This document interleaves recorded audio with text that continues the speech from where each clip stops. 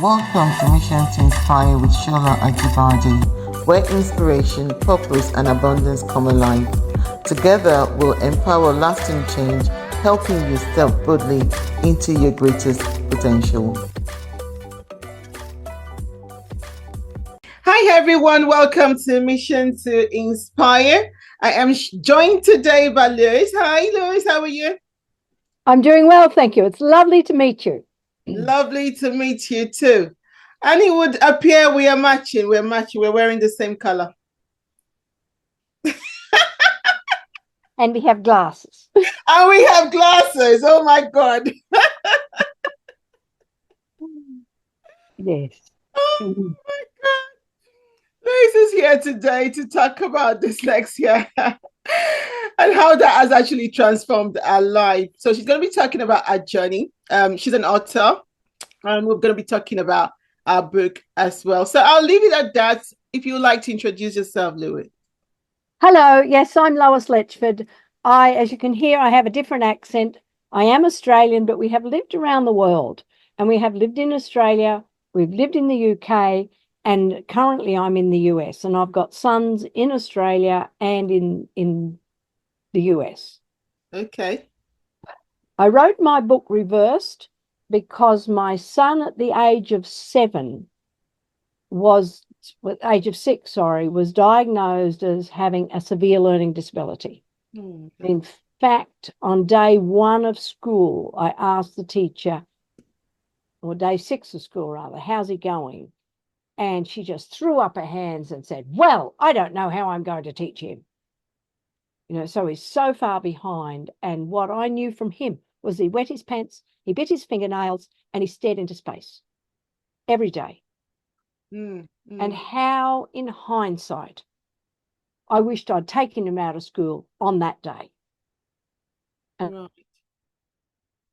I didn't. But that's another story. However, my husband is a professor, and he had study leave in Oxford, UK, the following year, 1995, and Nicholas is 7. And we all go. He did his PhD in Oxford. So he's going back to his alma mater, and we're visiting. And I decided to take Nicholas on there. And I start by doing what you think you should do. I have a series of books called Success for All, which is all about decoding. And he failed. He hated it. He couldn't remember anything. He couldn't do it. There were isolated words on the page, no pictures, and it just went boom. And I thought, what do I do? What do I do? And my mother-in-law was with me, and she saw me getting frustrated, and she said, Lois, put away what's not working and make learning fun.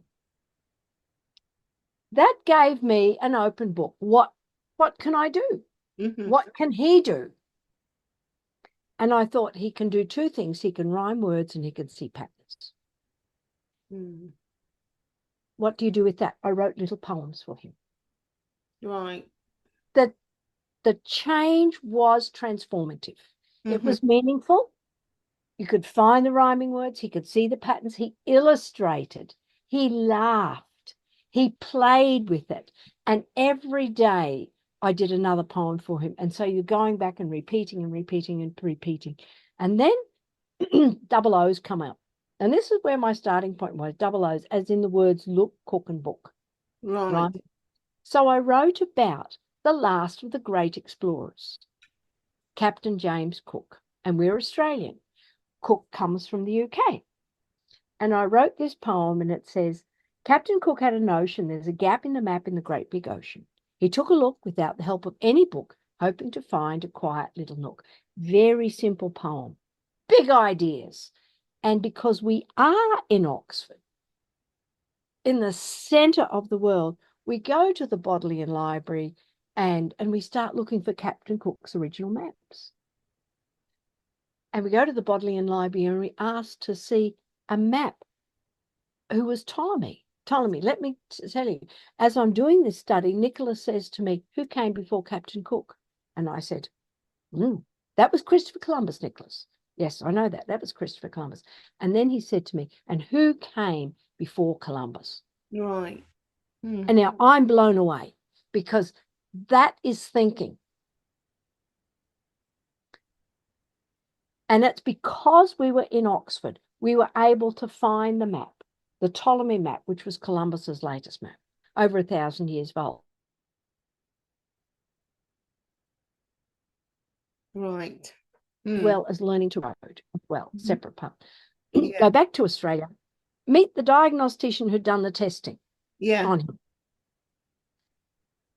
And I say, well, I'm really excited about all that he's learned. She stood in front of me, puts her hands on her hips and says, well, I've spoken to his reading teacher and he's gone backwards. And in fact, he's the worst child I've seen in 20 years of teaching. Oh, no, that's not good. That's right. When that happens to me, all I can do is be quiet and walk away. My brain shuts down. Of course, yeah. So I walked away and I talked to a neighbour for hours, and I went back to school and I said to that lady, you can call him whatever you like, but if he is the worst child you've seen in 20 years of teaching, don't expect him to learn like everybody else. Yeah. Our time in Oxford, that statement taught me just to continue changing the teaching. My son learned to read. My son learned to write. Oh my God. Wow. And when he's 11, my husband takes a job in the US. The family comes with us. Nicholas at that stage is reading on a 3rd grade reading level. Wow. He can read anything, but he reads incredibly slowly. We go to the US, and over the next 8 years, my son goes from the bottom of the class to the top. Wow. He graduates in the top 20% of his class doing calculus, physics, biology, chemistry, all of the top level subjects. We return to Australia for him to do his undergraduate degree. He takes 5.5 years to do an honours in mathematics and an honour in engineering. Before he goes back to the UK because he has a scholarship to do a PhD in applied mathematics at Oxford University. That's my story in a nutshell. Oh my God. Wow. Wow. What a journey. What a journey. Oh my God. 3 continents. 3 continents. And that moving from from Australia to the US was absolutely critical, because in Australia, he was a child who was doing really well because he had a learning disability. In the US, he's a normal child who's behind. Off he goes. And he worked so hard through those years because they had a system that allowed him to put in the work that he needed to do. Wow. There's two steps in my teaching. The first is to teach a child to read. Right. Must make them independent readers. The second is to take them from the bottom to the top, and they have to do that work. Listening to audiobooks was the key to Nicholas's success. Listening to audiobooks. Oh my goodness me. Wow. Who can do that? Yeah. I wanted to ask you, how did it lead to a deeper discovery anyway of your own learning differences? But then, yeah. I grew up in the 1960s with the Dick and Jane books. Right. Right? Yeah. Standardized. Yes, everyone's going to learn to read. Do you know the name Chimamanda Adichie? A Nigerian author. Yes, I do. Yeah. Yeah. You'll get her name right for me. Who? She wrote Half a Yellow Sun on femininity. She's a famous black author. On YouTube, she has done a YouTube on the power of the single story, the danger of the single story. And Dick and Jane is the danger of the single story. She grew up in Nigeria reading Dick and Jane. She learned to read. When she wrote, what did she write about? She wrote about snow. She wrote about drinking ginger ale, and she wrote about cats and dogs, because reading is exotic. Here's me growing up in rural Australia, looking at these pictures of Dick and Jane going, who are they? Our dogs were working dogs. I'd never seen a dog on a lead. Our cats were feral. They were there to keep the mice population down. So who's this cat sitting there licking itself? And who are these people in coats with shoes? I was left confused. I didn't know where those people belonged. Maybe, it was in amongst the stars, but it certainly wasn't on my little world. Now, here's the next problem. The next problem is everyone else learned to read with those books. So what is wrong with you? What is wrong with her? It's her problem. It's not a story problem. No, okay. I've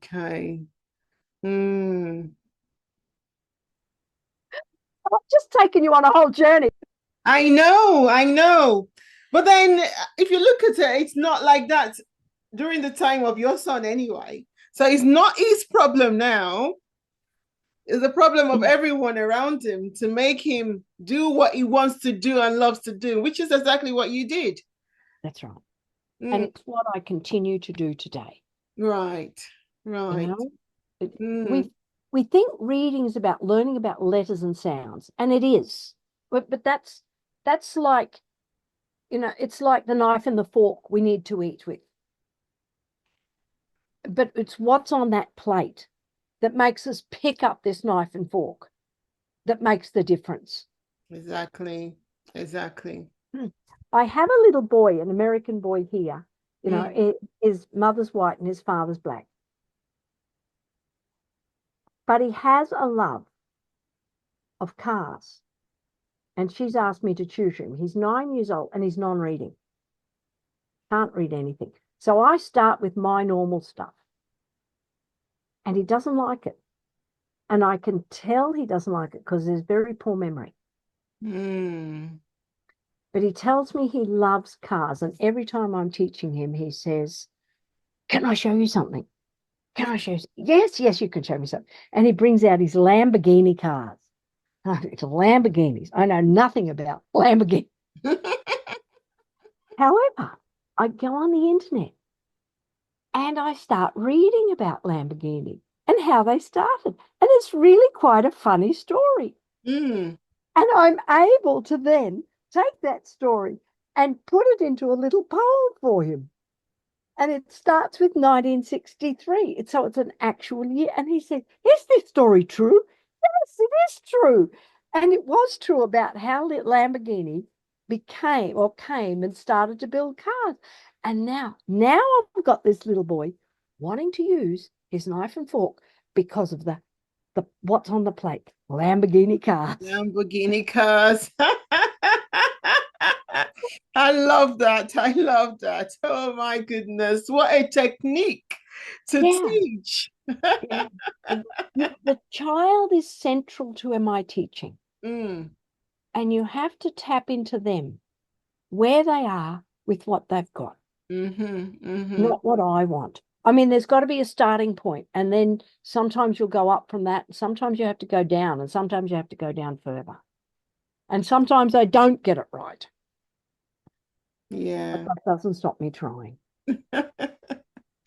Wow. You wrote your mail reverse from. Yeah. Yes. So, and you talked about the journey of overcoming challenges. What kept you motivated during those dark moments? Because, the thought that my 7-year-old son could go through school and not learn to read was incredibly painful. And I just thought, I have to do something. I have to do something. And then after they told me that he was the worst child I've seen in 20 years of teaching, there was an incident in school.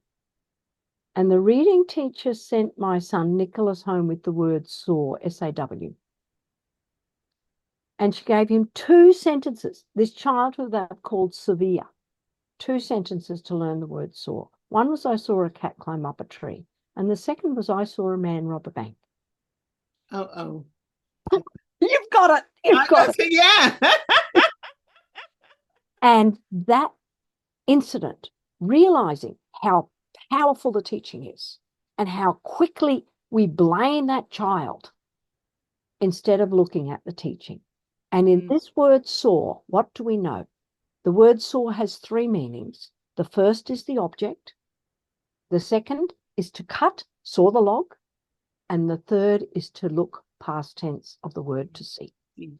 And many children at the age 6 and 7 won't say, I saw it. They might say, I seed it, or I have seen it. So you're looking at their oral language. And what did my reading teacher do to my son? She gave him 1 meaning of a word that has 3, and then blamed him when he didn't get it right. So I recognize that the teaching is so powerful, and we have to get it right. And there was I was a mother at the time. I was teaching Nicholas when he was 7. And then I went back and got my teaching degree in literacy. And there was an academic paper that I read that was published in 1990 by a man called Professor Brian Camborne, another Australian. And he wrote the paper titled Beyond the Deficit Theory. And he said, in the deficit theory, the first thing we do is blame the child. We say, well, look at their IQ, look at their home background, look at this, look at that, look at the other. That's why they're failing. Instead of saying, how are we teaching? And these are the reason why children fail. And I lived the academic literature. That's exactly what they did to my son. So when I teach children, I'm there saying, what else do I have to do? Right. That paper was my inspiration and the fire in my belly to say, don't write him off. Don't write these children off. Yeah. Wow. That is so powerful. So powerful. And it's learning on the part of the teacher. I feel for teachers because they are not often given the circumstances to teach children to read. They're given 5 children, all low, many with behavior problems, 1 hour or 2 hours a week to do it. You can't. You need smaller groups, more intensity, high intensity. We want everything to be cheap. This is not cheap. It's not cheap. Yeah. But it's life-changing. And I feel for families today. You know, I was a stay-at-home mum when I was working with Nicholas. I needed that time to work on activities all day. I'd work on an activity that took Nicholas 10 minutes to do. And now I work on poems like My Little Boy with Lamborghinis. That's not a 5-minute job. You know, it's hours of thinking before you put anything on paper and time reading. And then you've got to juggle it and play with it till the kid gets it. And then keep going. That's what I do. Wow. What other unconventional methods did you use to help, especially your son, succeed? The second one was the audiobooks. Listening to audiobooks. We lived in a place called Lubbock, Texas. Now, you will not know Lubbock. Lubbock is in West Texas in the US. Right. And it's in the middle of nowhere. And the next town is 5 hours drive away. Uh-oh. Wow. And it's flat. It's ugly.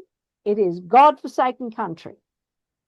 So to make a journey interesting, we listened to books on CD at the time, audiobooks. You get in the car and my son say, what are we listening to today? What have we got to hear? And when there was a book that they loved, there was absolute silence in the car. When there was a book they hated, there was fighting. Let's go back to the book. Why audiobooks? It gives them the language of the best readers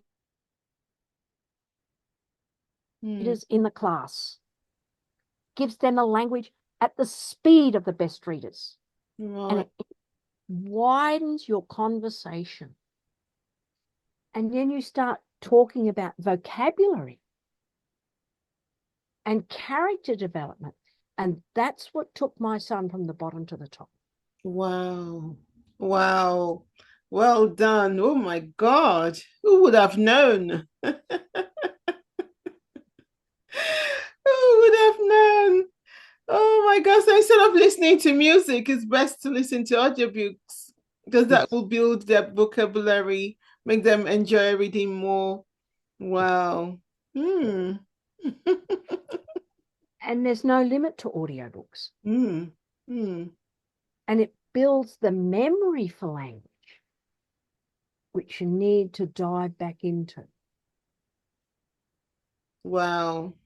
As the founder of Lois Letchford Language Literacy and Learning, what do you believe is the key to unlocking a child's true potential?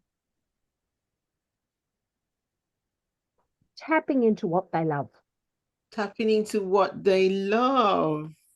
Wow. And that's really true. That's what you've done with the boy that liked the Lamborghini. You tapped into what he loved and used it to overcome his reading challenge.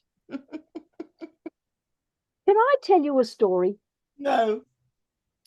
My son received his PhD in 2018 Okay. from Oxford in applied mathematics. What? So he's in applied mathematics. Your son? Yes. Yes. After he received his PhD, I said to him, Nicholas, I don't know what happened in first grade. I don't know. Can you tell me? My articulate, confident son cried. His tongue went round and round in his mouth and no words came out. And it's the very first time that I recognized that my son was traumatized in school and I hadn't dealt with it. And we just shoved it under the carpet and pretended it hadn't happened. And he had to deal with that. Trauma has to be dealt with. And when I asked him that question, he went back to grade 1 with that fear again. And I thought, I can't deal with that now. I don't have the skills to deal with that. But I said to him, Nicholas, tell me what happened when you and I learned the next year. Now, instead of a kid that's crying, he's laughing. And he says to me, I remember the poems you wrote for me. You wrote Mug of a Bug and Windmill on a Hill. That's the power of what I did. 25 years in his memory. And then he said to me, you wrote poems about Captain Cook. You taught me to love learning, and I never want to stop learning. Oh, that is so sweet. Oh my goodness, that is so sweet. So when we say we're tapping into the child's love and their interest and what's important, we're doing it for life. We're not doing it for 5 minutes. And we don't know the power of what we're doing, but it's life-changing. That's true. That is very true. Wow. What advice would you give to parents out there who feel lost or hopeless as they navigate their child's learning difficulties? Because I'm sure there will be parents who would be watching who are in the same boat, or, you know, that you were a couple of years ago, and they just felt like the teachers will have told them also that their child is one of the worst. But, you know, what advice would you be able to give them? The first is you have to believe in your child. You have to believe they're capable of doing things and they have strengths. That's number one. The second is we have to reach out to other communities and teach that child to read. Right, right. They must learn to read. And then, you know, tap into their interests, tap into their love. Do things with the child Write it down. Create a book with their name on it. Mm. You've Create a experienced book it. with your name on it. You've written about it. You're reading it. Read it to them. Have them read it back. I wrote this. I said this. I did this. And you watch that child grow. Reach out to me. We can connect. If I can work with you as a parent, I will do that. If I have to work with the child, we can do that as well. Right. Thank you so much for joining us today. For people that actually really want to connect with you, how can they? Check my website, loisletchford.com. Reach out to me at lois@loisletchford.com. Connect with me on Twitter, LinkedIn. Website's the best though. Right. Okay. Great. Or Facebook. Yeah. Thank you so much for joining us today.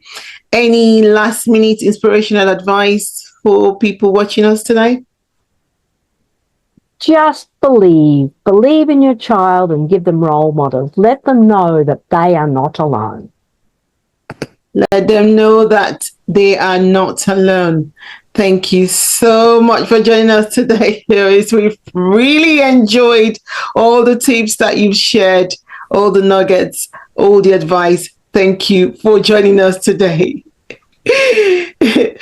And until next time, is Lois and Shola on Mission to Inspire. Keep downloading, keep listening, keep watching, keep liking and commenting on all our videos. Thank you so much for joining us today. And until next time, as I say, is Lois and Shola on Mission to Inspire. Bye, everyone.